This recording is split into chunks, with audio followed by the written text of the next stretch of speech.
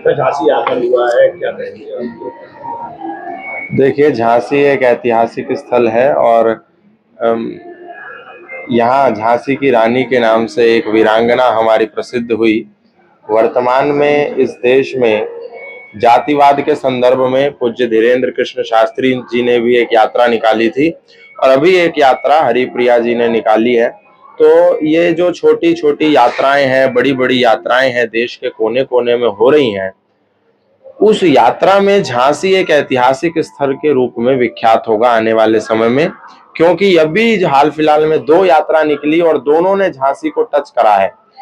तो ये जात पात, छुआछूत, ऊंच नीच, भेदभाव, इसको मिटाने की यात्रा के संदर्भ में यहाँ पर आना हुआ था।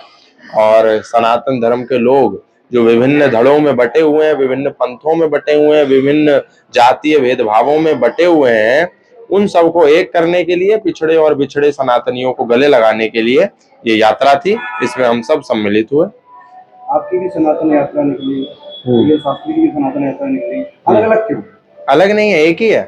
धीरेन्द्र शास्त्री जी के साथ हम थे पूरे। उसी टाइम उनकी चल रही, उसी टाइम आपकी चल रही। नहीं, उनकी समाप्त हो गई। उसके बाद इस यात्रा का प्रारंभ हुआ। अगर आप देखेंगे तो उनकी 29 तारीख को समाप्त हो गई और वो समाप्त नहीं हुई।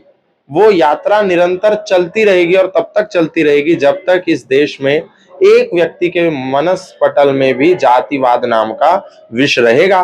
तब तक देश के विभिन्न कोनों में ऐसी अनेक असंख्य यात्राएं चलती रहेंगी।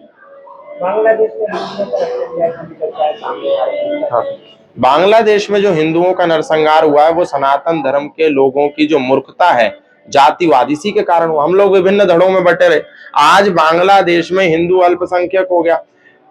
भारत में जो अभी हो रहा है वो बांग्लादेश का जो वर्तमान है वो भारत का भविष्य ना हो जाए, इसीलिए इस प्रकार की यात्राओं को निकाला जा रहा है विभिन्न संगठनों द्वारा।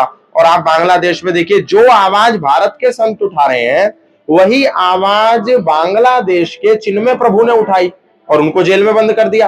और सबसे बड़ी दुख की बात कि चिन्मय प्रभु का स्वयं का संगठन इस्कॉन, जो स्वयं को international society for Krishna consciousness कहता है, इंटरनेशनल संगठन इस्कॉन चिन्मय प्रभु के सिर पे से हाथ पीछे खींच लेता है और कहता है कि हमारा चिन्मय प्रभु से कोई लेना देना नहीं। ये हम लोगों को क्या हो गया? हम लोग अपना लालच, अपनी ढपली, अपना ढोल बजा रहे हैं।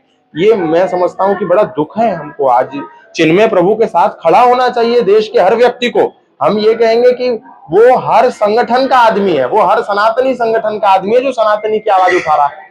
तो इस्कॉन ने ये अच्छा नहीं करा। मैं उन लोगों को कहूंगा, परमपिता परमात्मा इस्कॉन के लोगों को सद्बुद्धि दे कि वो चिन्मय प्रभु के साथ आकर के खड़ा हो।